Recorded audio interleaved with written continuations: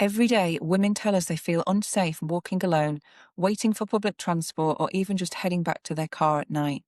These aren't just passing worries. Surveys show that 4 in 5 women in the UK don't feel safe walking alone after dark. The good news?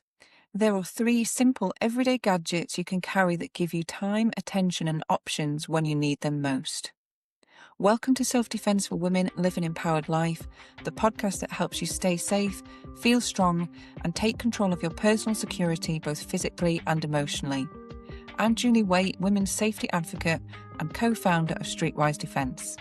And we share real-world safety strategies, expert insights, and practical tips to help you feel more confident wherever life takes you. And before we dive in, if you find this helpful, please follow the podcast and leave us a review. It helps more people find this. On to today's episode. Not every situation where you feel unsafe will end up in an attack, but having small, simple tools you know how to use can shift the odds in your favour. In this quick tips episode, we're sharing 3 legal everyday gadgets that give you confidence on the go. You can find all of these on our website blog with links to the exact models, and I'll link that in the show notes.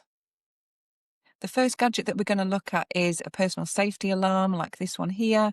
This one has a strobing light on it as well, and they're really easy to use. You just pull this, it normally has a pin in it of some sort. You pull it to activate it. That is very, very loud. And like I say, if you've got one with a strobing light as well, then at night you've got some additional attention that's being drawn there. They're really affordable, generally between like £20 and £30. I've tested loads over the years. I've had loads of these, and I've still got lots of different ones. I've got them on all my bags, on my kids' bags. I've got them in my car doors. I've taken them on holiday, taken them when I've gone to things like festivals, had it in the tent next to me in case I needed to activate that. It's just a handy deterrent that you've got with you that you can use early in a situation if you ever need it. The one that we recommend is the Vantamo alarm. It looks very similar to this. This isn't it. And the reason we don't recommend this one is because you can't recharge it. This actually was on my daughter's bag, and we tested all our alarms, and this is what happened.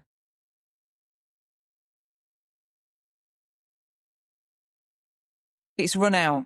So that's one of the things about when if you've got an alarm, you need to test it regularly, because there's just no point having it on your bag or in your car or wherever for years on end, and then you come to try and use it one day and the battery's dead.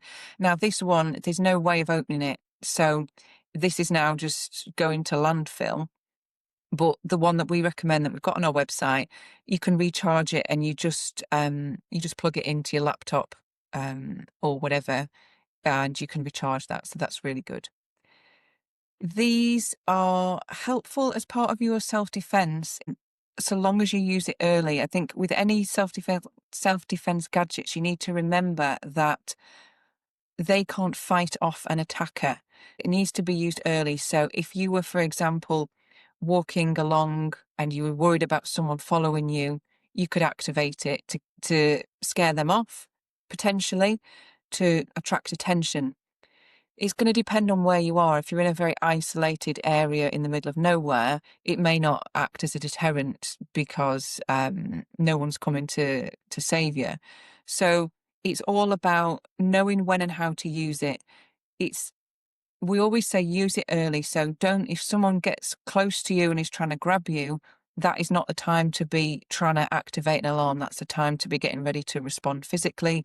But in advance, then they're great to have. The second self-defense gadget that we're looking at might be a bit surprising. It's a torch, a little compact torch like this.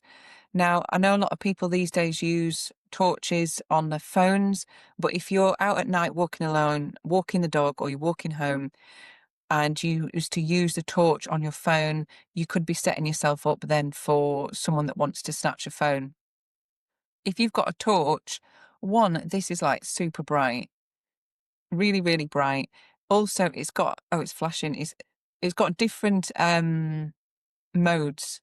So you've got I'm going to turn this off now because it's going crazy.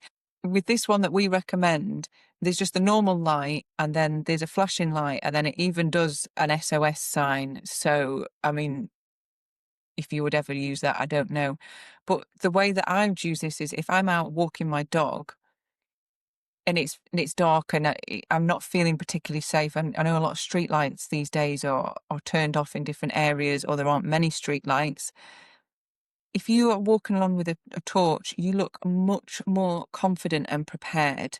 And again, it's all about sending out those signals that you're not an easy target, they don't want to pick you, and that you're confident. So, and of course, as well, it allows you to see if you're using this a little bit ahead of you, you can see if there's someone in an alley or in a dark corner. So that's something that I have on me when I go out walking the dog. This is about £8 or £9 off Amazon, and it's a really good torch. And again, you can recharge it. You just plug the cable in and recharge it. It doesn't need batteries, so that's great. Final safety app that I'm going to talk about today is the different safety apps that you can get on your phone. We use Life 360 for our family, but there's loads and loads of them. And again, it's about remembering that none of these things can keep you safe, in that they can't fight anyone off.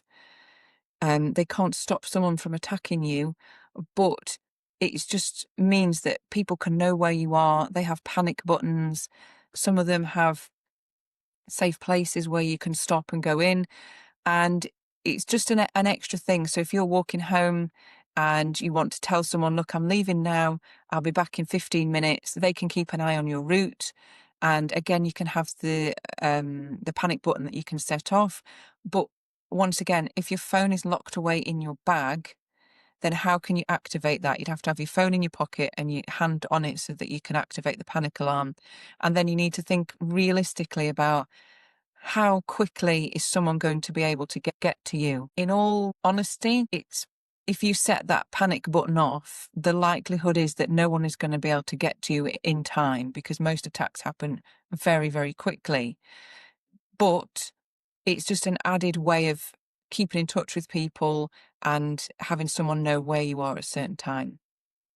So there's 3 things there that you can go out and get that will help you stay safer: the personal alarm, the torch, and the phone safety app.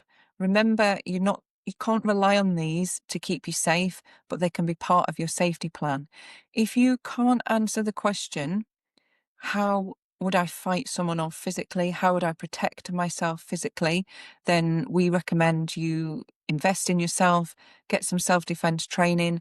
That's something that we offer. We go into schools, businesses, community groups, we do online training, and we've got pre-recorded online courses as well, where you can watch the demonstrations. You can watch me doing the demonstrations with Dean, and we teach really simple techniques. There's no martial arts. It's inclusive for everybody. So I'll link that below, but you can take a look on our website, streetwisedefence.com. So thank you for listening to this quick tips episode today. If you found it helpful, please share it with someone who will benefit from this knowledge. If you could give us a review, subscribe and share, that would be brilliant. And until next time, stay safe.